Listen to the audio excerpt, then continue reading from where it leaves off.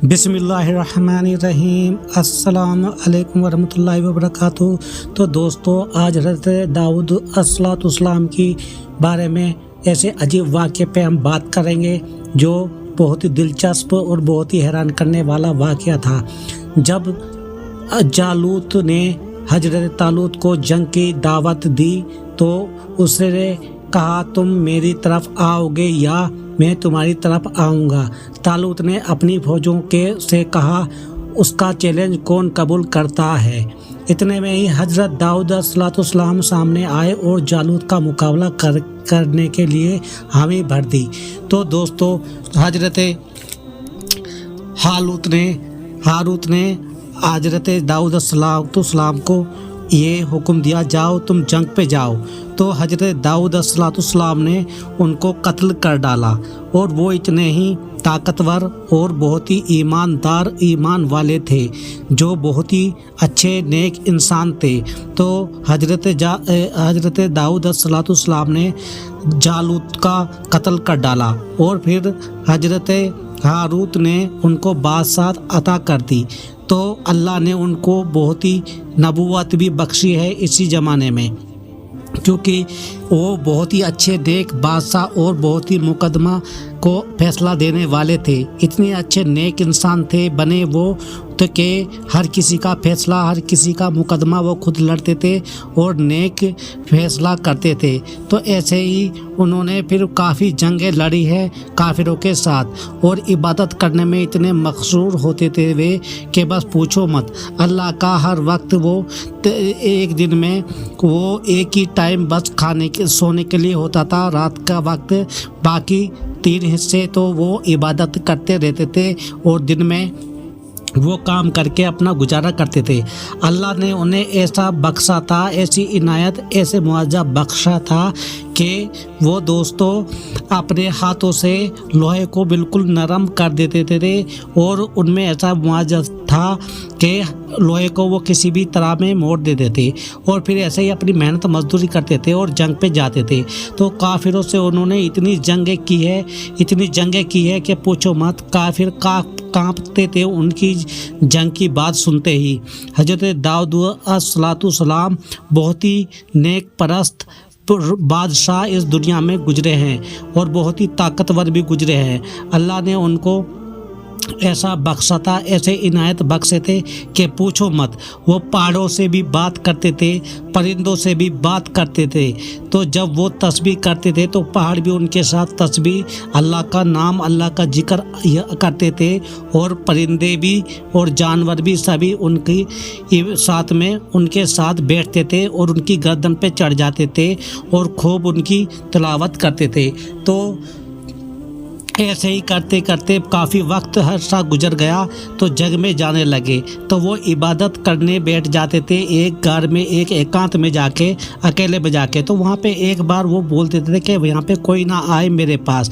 तो वहाँ पे एक परिंदा आ गया, इतना खूबसूरत परिंदा के पूछो मत। उस परिंदे को देख कर उन्होंने हाथ से उसको भगाना चाहा, लेकिन परिंदा ना माना। लेकिन इबादत में वो उनकी खलल होने लगी और परिंदे को उन्होंने बहुत ही खूबसूरत समझ के हाथ में पकड़ना चाहा, लेकिन वो बाहर निकल गए। बाहर जैसे ही निकले, इबादत करते करते परिंदे का पीछा किया, करते करते एक बस्ती में गए।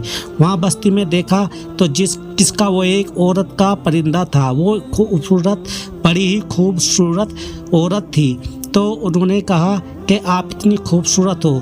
तो फिर हज़रत दाऊद अलैहिस्सलाम वहाँ पे अक्सर अपने घूमने जाने लगे, इबादत भी करते थे वो अल्लाह की बहुत। तो एक वक्त वो अपनी खिड़की पे बैठी थी जंगल में और जब हज़रत दाऊद अलैहिस्सलाम ने उनको देखा तो वो बिल्कुल परेशान हो गए।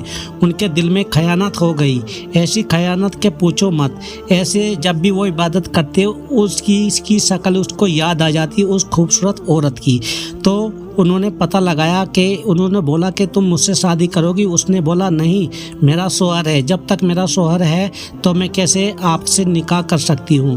तो इतनी खूबसूरती देख के हज़रत दाऊद अलैहिस्सलाम बड़े ही मुश्किल में आ गए। تو ان کے دل میں ایسی خیال آنے لگے، کیونکہ عبادت کرتے تو بس اچھا نہ لگتا ان کو۔ تو یہی گزرتا رہا وقت، تو اپنے سیناپتی کو، یہ اپنے ہی ایک سینک کو انہوں نے بھیجا اس کے گھر، اور اس کا نام تھا اریان کو بولا کہ اے میرے دوست، کیا تم ایمان کے لیے جہاد کرنے چلو گے؟ تو اریان نے بولا ہاں میں جاؤں گا، خوشی سے جاؤں گا۔ تو اس کا حضرت داؤد علیہ السلام کا مقصد کچھ اور تھا کہ وہ قتل ہو جائے گا۔ تو اس نے اپنے سینک کو بولا جو اس کا سپہ سالار تھا کہ وہاں جا کے اس کا کام تمام کر دینا۔ تو وہاں پہ جب اریان گیا تو وہاں کے جنگ میں وہ شہید ہو چکا تھا۔ تو جب شہید ہو گیا تو بڑا ہی دلچسپ واقعہ تھا دوستو۔ تو حضرت داؤد علیہ السلام کا یہ کہ آسان ہو گیا اس خوبصورت عورت سے شادی کرنے کا۔ تو انہوں نے شادی کر لی۔ شادی کرنے کے بعد میں بڑے ہی خوشی مزاج رہنے لگے۔ تو جبکہ ان کی 99 بیوی اور بھی تھی، بڑی خوبصورت بیویاں تھی ان کی، لیکن یہ بہت ہی زیادہ خوبصورت تھی۔ تو وہ بیوی یہی ان سے نکاح کر لیا، نکاح کر کے اپنے گھر لے آئے۔ پھر وہ عبادت کرنے لگے۔ عبادت کرتے تھے، وہ بہت ہی اکیلے میں عبادت کرتے تھے۔ عبادت کرتے کرتے دوستو جب وقت گزر گیا تو عبادت کر رہے تھے، وہ بہت اچھی عبادت کرتے تھے، بس پوچھو مت۔ تو ان کے ساتھ پہاڑ اور پرندے بھی ان کے ساتھ آتے تھے، ان کی عبادت جب وہ اللہ کا ذکر کرتے تھے تو سنتے تھے۔ تو ایسے ہی وقت گزر گیا، کافی عرصہ گزر گیا۔ جب عرصہ گزر گیا وہاں پہ اللہ پاک نے ان کی آزمائش کے لیے دو فرشتوں کو بھیجا، اور وہ جہاں پہ عبادت کرتے تھے وہاں پہ وہ فرشتے آئے اور بولا۔ تو حضرت داؤد علیہ السلام نے ان کو بولا تم یہاں پہ کیسے آ گئے؟ میری عبادت کو کیوں تم نے خلل پریشان کیا ہے؟ کیوں؟ نہیں۔ تو انہوں نے بولا فرشتوں نے کہ نہیں حضرت داؤد علیہ السلام، ہم تو ایسے آئے کیونکہ میرے پاس ایک یہ 100 بکری ہے، یہ بکری ہے، اور اس کے میرے بھائی کے پاس 100 بکری ہے، اور میرے پاس ایک بکری ہے، تو یا دمبا سمجھ سکتے ہو۔